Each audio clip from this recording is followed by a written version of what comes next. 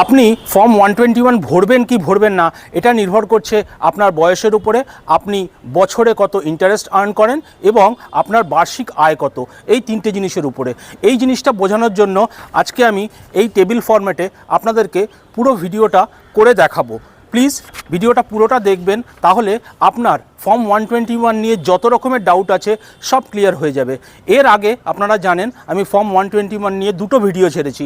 Part 1-এ আমি ছেড়েছিলাম যে ফর্মটা কিভাবে ভরবেন, পার্ট 2-তে আমি আপনাদেরকে জানিয়েছিলাম যে আপনার যে সমস্যাগুলো তৈরি হচ্ছে, যে প্রশ্নগুলো আমার কাছে কমেন্ট সেকশনে এসেছিলো আমি তার উত্তর করেছিলাম। আর এই পার্ট 3টা হচ্ছে কনক্লুশন। এটা দেখার পরে আমার মনে হয় না আপনার মনের মধ্যে ফর্ম 121 নিয়ে আর কোনো ডাউট থাকবে। আজকে পয়লা বৈশাখ, আপনাদের সকলকে জানাই শুভ নববর্ষ। আপনারা সবাই ভালো থাকুন, সুস্থ থাকুন, এটাই কামনা করি। ভিডিওটা একটিবারের জন্য পুরোটা দেখে নেবেন, তাহলে ফর্ম 121 নিয়ে আপনার আর কোনো ডাউট হবে না। আপনি মাস্টার হয়ে যাবেন এবং আপনি অন্যকে গাইড করতে পারবেন যে ফর্ম 121 কীভাবে ভরতে হয়। তাহলে চলুন চলে যাচ্ছি মেইন টপিকে। ক্যাটাগরি 1 হচ্ছে বিলো 60 ইয়ার্স, যাদের বয়স 60 বছরের নিচে। এখানে ইন্টারেস্টের যে থ্রেশহোল্ড লিমিট সেটা হচ্ছে 50,000 টাকা। তার মানে আপনি 50,000 টাকা পর্যন্ত যদি ইন্টারেস্ট পান তাহলে আপনার ট্যাক্সের আওতায় আপনি আসছেন না। আর ইনকাম থ্রেশহোল্ড লিমিট হচ্ছে 4 লাখ টাকা। তার মানে আপনার টোটাল ইনকাম বছরে ইন্টারেস্ট প্লাস আরও যত রকমের ইনকাম আছে সব কিছু নিয়ে যদি আপনার ইনকাম 4 লাখ টাকার নিচে হয় তাহলে আপনি ট্যাক্সের আওতায় আসছেন না।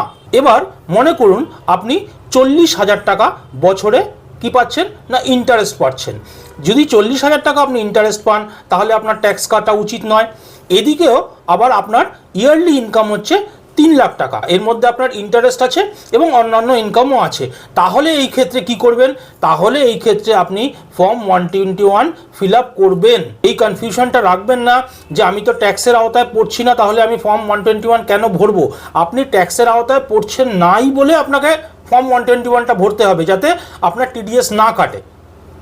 সেকেন্ড কেসে মনে করুন আপনি ইন্টারেস্ট পাচ্ছেন 40,000 টাকা, অর্থাৎ 50,000-এর নিচে, কিন্তু আপনার টোটাল ইয়ারলি ইনকাম 8 লাখ টাকা হয়ে গিয়েছে।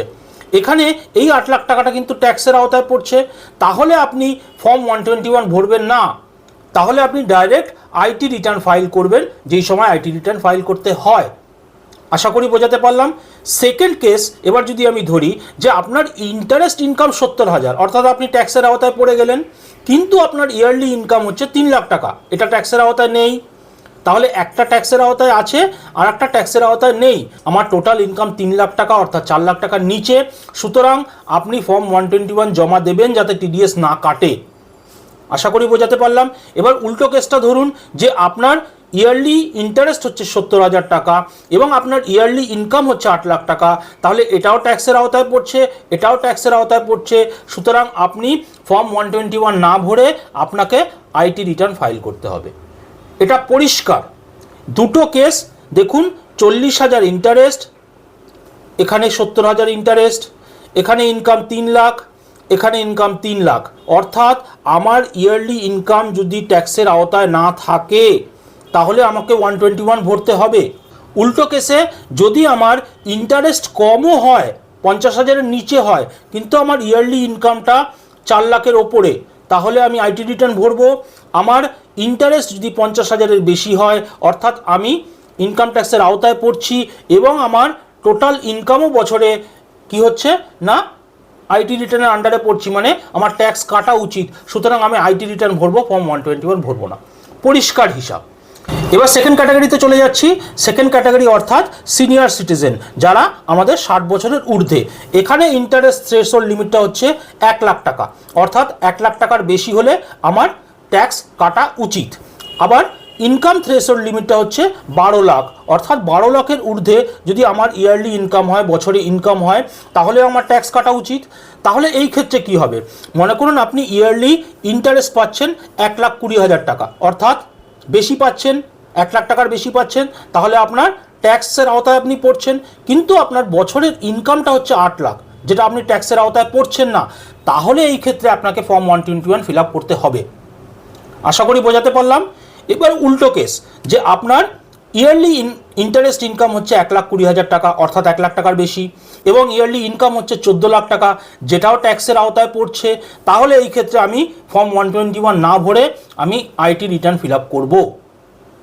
এবার মনে করুন আপনার ইন্টারেস্ট ইনকামটা 80,000, অর্থাৎ 1 লাখের কম, তার মানে আমার ট্যাক্স কাটা উচিত নয়, আমি ট্যাক্সের আওতায় পড়ছি না।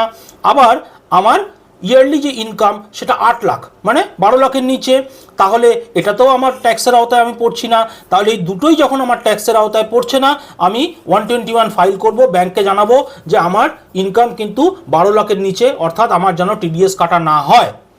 এবার সেম জিনিস যে আমার ইন্টারেস্ট ইনকাম 80,000, অর্থাৎ 1 লাখের নিচে, কিন্তু আমার ইয়ারলি ইনকাম 14 লাখ, অর্থাৎ আমি ট্যাক্সের আওতায় পড়ছি, আমাকে ট্যাক্স দিতে হবে 12 লাখের বেশি।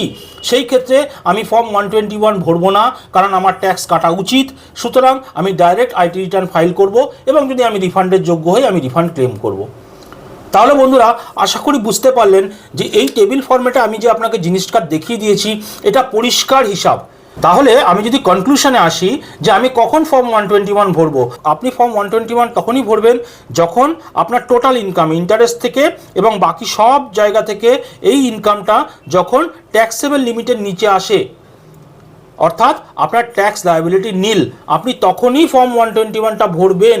আপনি যদি ট্যাক্সের আওতায় পড়েন, অর্থাৎ নন সিনিয়র সিটিজেন মানে যারা জেনারেল, তাদের জন্য 4 লাখ, 4 লাখের ওপরে হলে আপনি ট্যাক্সের আওতায় পড়ছেন, এবং যারা সিনিয়র সিটিজেন তাদের জন্য 12 লাখ, 12 লাখের ওপরে আপনি ট্যাক্সের আওতায় পড়ছেন। সোজা হিসাব এই রকম যখন হবে তখন আপনি ফর্ম 121 ভরবেন না, আপনি আইটি রিটার্ন ভরবেন। আশা করি বোঝাতে পারলাম। এটা ফাইনাল কনক্লুশন, এর ওপরে আর কোনো ডাউট থাকা উচিত নয়। আশা করি আপনারা সবাই বুঝতে পারলেন। বন্ধুরা, আশা করি এবার আপনাদের কাছে কমপ্লিট ক্লিয়ার হয়ে গেল যে 121টা কে ভরবেন আর কে ভরবেন না, কে ভরবেন না পরিষ্কার হয়ে গেল। ফর্ম কিভাবে ভরতে হবে সেটা আমি শিখিয়ে দিয়েছি। আপনাদের মনের মধ্যে যত প্রশ্ন ছিল সব প্রশ্নের উত্তর আমি করে দিয়েছি। এটা ফর্ম 121 নিয়ে আমার শেষ ভিডিও। এরপরে আর ফর্ম 121 নিয়ে আপনাদের কাছে আর কোনো ভিডিও আসবে না আমার তরফ থেকে। যদি ডাউট হয় একবার পুরনো ভিডিওগুলো দেখে নেবেন। সবাই ভালো থাকবেন, সুস্থ থাকবেন, দেখা হবে পরের আর একটা কাজের ভিডিওতে। জয় হিন্দ, জয় ভারত, শুভ নববর্ষ।